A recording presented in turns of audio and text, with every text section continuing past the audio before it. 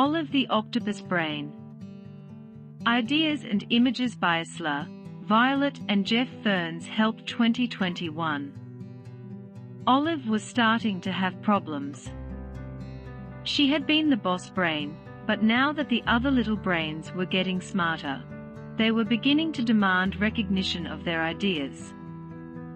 You see, Olive was one of the 9 brains that lived together in this octopus. You may find it strange, but every octopus has 9 brains and 3 hearts. You may also find it strange that they have blue blood. Olive had always tried to be fair to others, so announced that they would hold a meeting to make rules and decide how they could all get along in harmony. Fortunately, they were noticed by Corel the seahorse, who could see that the octopus was behaving strangely. Now, not many people know that an octopus is intelligent, and fewer people know that some seahorses are also very smart, and a few are the ocean's version of the land elves that help Santa. Corel had even been taught to read by the mermaids.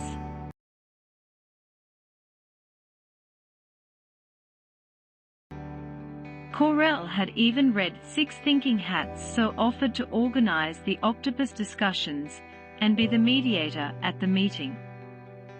The first thing was to get an agenda listing the matters they would discuss. The little brains made many suggestions, and Corel listed them for the meeting. At the meeting, Corel read the first item in the agenda list rules. 1. That a discussed matter would be voted on after discussion, and the majority vote would then be accepted by all the brains with no sulking. They would then work together for the common good. Vote. Passed 8-0, as one little brain was still thinking about it when the vote was counted. 2. Names were needed. Olive had a name and others wanted their own name. Olive was asked how she had got her name. She said that her parents had seen Santa driving his reindeer sleigh and had yelled at one of the reindeer, "Olive, get back into line." They had liked the name, so had called her Olive. At that time, the other brains were so little they really did not need a name. The little brains asked what the names of Santa's other reindeer were. Luckily, Corel knew all 10 names and listed them for the meeting.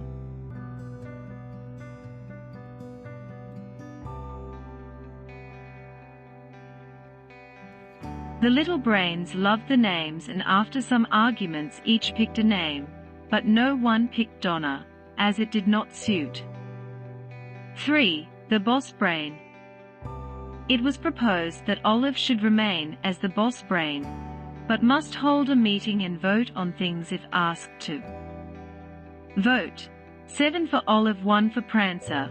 He voted for himself, and one little brain was still thinking about it when the vote was taken. 4. Future action plan. Olive suggested that they should be the Santa for the ocean. They should have a Christmas party under the sea with presents for the sea creatures that came. Vote. Passed 9-0. Corel talked with the octopus and understood the plan to have Christmas under the sea for ocean creatures.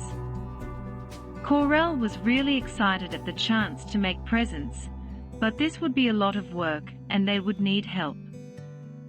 Corel also suggested that there had to be an undersea Christmas tree so that there was a place to meet at and get presents. Vote. Passed 8-0, as one was not sure what they were talking about. After the vote, Olive said, "I know just what to do." They would build a Christmas tree out of the staghorn coral.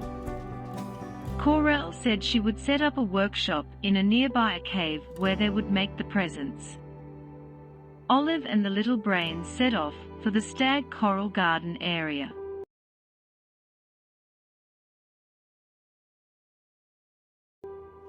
There the octopus gathered up broken staghorn coral branches and squeezed into small spaces between the spikes to tie them together with ribbon seaweed. The coral tree grew up, and seahorses, starfish and sea urchins came to help build the tree.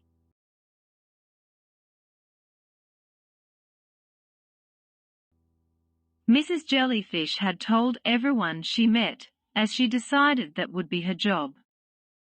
They held pieces of coral in place until Olive and crew could tie them onto the other branches.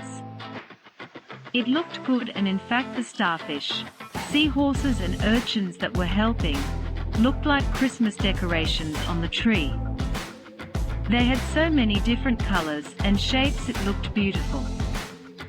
After the work was done, the seahorses went and got some night light shining jellyfish, so at night the tree looked lit up. The mermaids were very helpful and sang beautiful songs as they worked. Even the mermaid queen came and complimented them on such a lovely idea.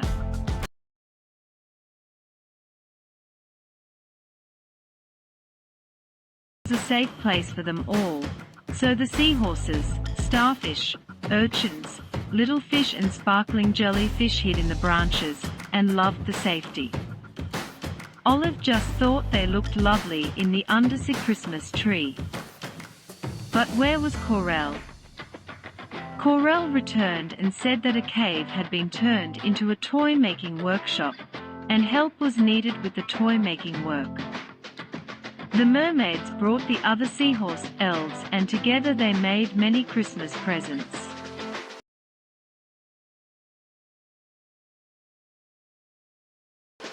Mind you, Mrs. Jellyfish was not much help apart from telling them if they made a mistake. The next step was to find out what creatures deserved presents. In the end, it was decided that all creatures deserved presents, as none of them was bad.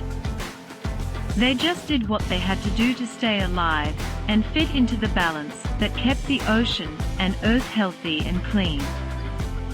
A changing balance that had evolved on Earth. What a wonderful first Christmas party they had under the ocean.